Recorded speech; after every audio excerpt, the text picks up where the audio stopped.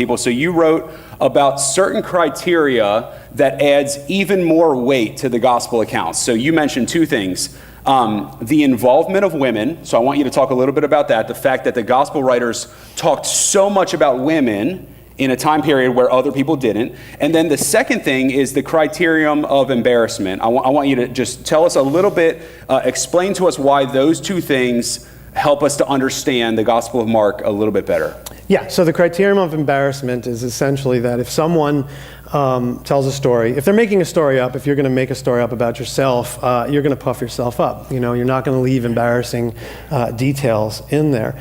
But this is exactly what happens with the gospel. So let's say scholars are right, and Mark is based on the teachings of Peter, teaching and preaching of Peter. Well, when we look at Peter in the Gospels, he's not always painted in the best light. Right? Most of us know, if we've read the Bible a little bit, we know that. At one point, Jesus refers to Peter as Satan. I think if Jesus referred to me as Satan, I would leave that out of the story, even if I was trying to tell the truth. Yeah. Dagger.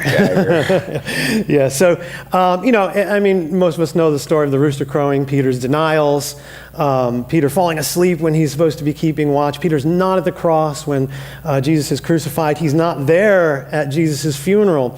Who is?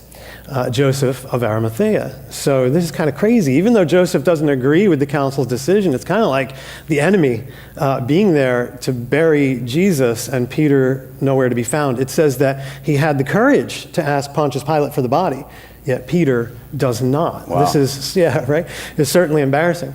How do the women play into this? Well, in this period of history, women weren't even considered credible witnesses in a court of law. You've come a long way.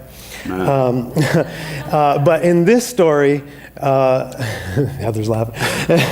In this story, women are the people who discover the empty tomb. Women are called to be the witnesses. They're told to go and witness to Peter. Go tell Peter what happened here.